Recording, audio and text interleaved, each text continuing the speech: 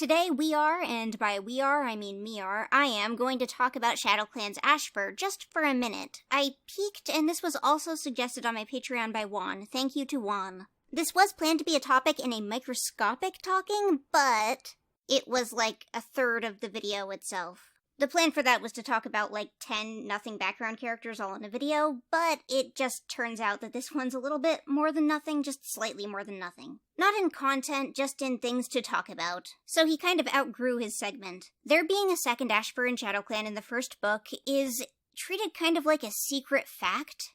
Especially when I was younger, despite the fact that he actually does speak. A friend of mine from way back recently DM'd me about an interaction we had while fighting, where somebody else interjected in our conversation to say that they didn't like the new Ashper, they liked the old Ashper, the Ashper from ShadowClan. So both of us remembered really suddenly that there was a pattern that whenever we were fighting each other about ThunderClan Ashper, they were right, by the way. Whenever we were fighting each other about ThunderClan Ashper, there would always be somebody who came in and started talking about ShadowClan Ashper.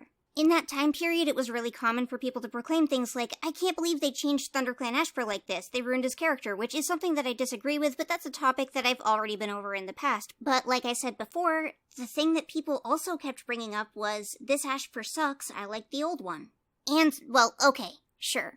ShadowClan Ashper never committed any crimes, and he was friendly enough to talk to Firepaw and Into the Wilds, and if one of your personality traits is really hating a Warrior Cats character, then a contest between that character and another character is inevitable, especially if they share a name. But it ends up coming with a whole lot of justifications for your feelings, like why are you so attached to ShadowClan Ashper? Well, you gotta say something.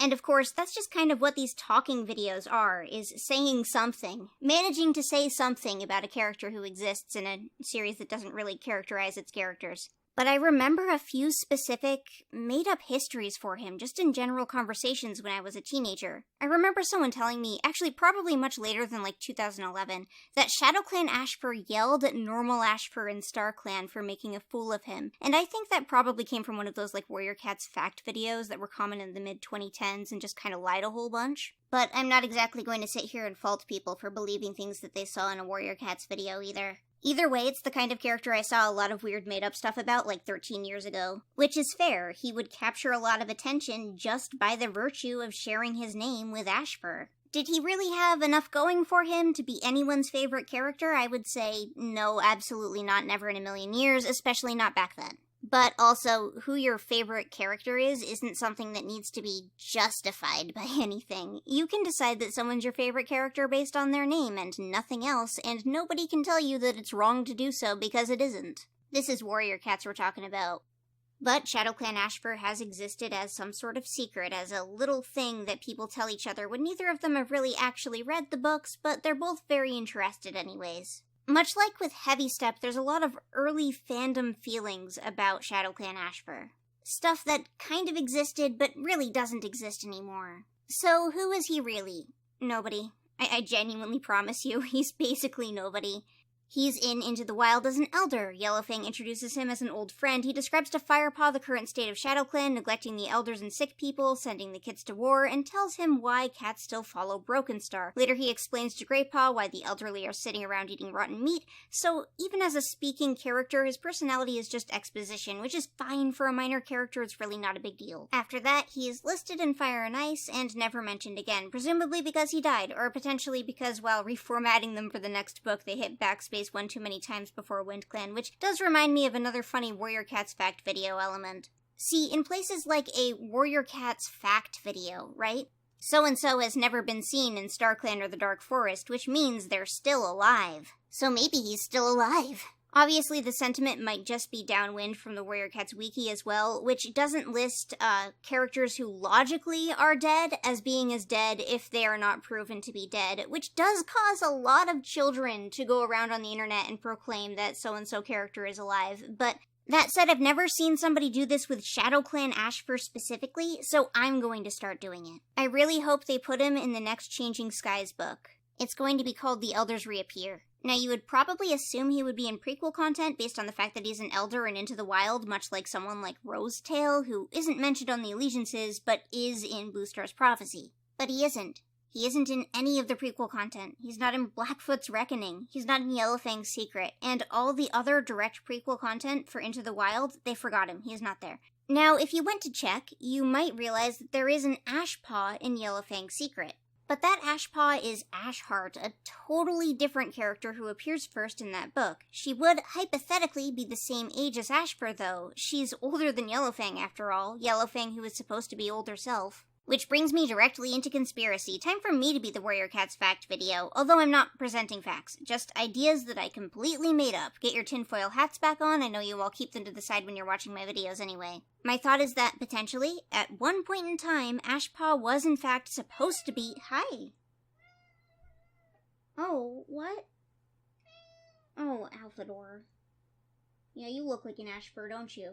People really like it when I leave in the meowing, so I'm gonna leave in the meowing. Anyway, my thought here is that at one point in time, Ashpaw was in fact baby ShadowClan Ashfur. From there, the intention was either to make ShadowClan Ashfur into a she-cat named Ashheart as like a retcon to differentiate her from Ashfur of ThunderClan, who at the time was a prominent antagonist, or potentially, as some need in the plot arose, they changed Ashpaw into Ashheart so that it worked out better for the story. Do I have any evidence for this? No. Nothing but coincidences like Ashfur and Ashheart are never in the same book together. Ashheart is the right age to be Ashfur, and that's about it. We don't know when either character died. They both disappear, one after the other timeline-wise. Alternatively, and as an even bigger stretch than assuming that they just jumbled them up, we could, as an in-universe explanation, say that maybe Ashfur was a first series old person name for a retired Ashheart. Obviously, by the time Yellowfang's Secret was released in 2012, the authors were not giving out old person names, nor did any new character in the prequels spawn in with old person names. Likewise, this would contradict with his graphic novel appearance, but that wouldn't be new considering Vole Whisper. But I'm pretty sure that the books have made it so that the only character who ever handed out those old person names was Bluestar, which is actually kind of weird, but whatever. And obviously Ashheart and Ashfur are two different genders, but so are Rowinclaw and Rowinclaw.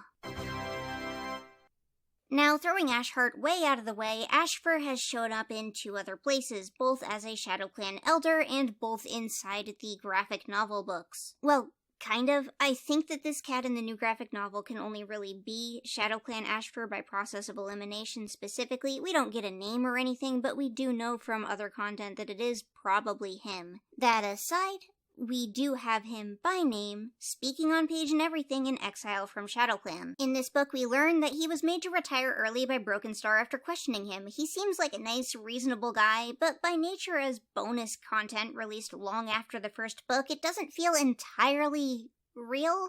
Like, I guess if anything, this nice guy in exile from ShadowClan is who he is, not that other exposition guy, because one's an information dump and the other one has facial expressions. And if we're talking about just sheer presence, he's not the most prominent side ShadowClan cat by any means in exile from ShadowClan, but he is there, he is participating, he is communicating, he is on Nightpelt's side for most of the book, and he even goes with Nightpelt on patrol to save the kittens, just like in the main series. And he's featured in at least one cute art insert. But even compared to the other graphic novels, it's kind of hard to look at Exile from ShadowClan and say, yeah, that's real, that happened, you know? Especially considering all of the inconsistencies it had. But even if it was written by another author in what is kind of its own bubble, that doesn't necessarily mean it should be disregarded in a series that's so collaborative on the inside anyway. But at the same time, a lot of what we said about Ashfur or believed about Ashfur, ShadowClan, if we go back 10 years, actually does sort of line up, I would say, with the ShadowClan Ashfur in this new, using new very loosely, graphic novel. Things that I would see people say about Ashfur would imply that he's this responsible, mature character, and that's how he turned out. And I don't think that this was done with any sort of knowledge of underground fandom feelings about a minor ShadowClan background character. I think it was just the natural conclusion that both the fans and the author of the graphic novel came to. As always, this has been another mini-talking where I go on about tangentially related things to ShadowClan Ashfur, who does not actually have very much content to talk about at all.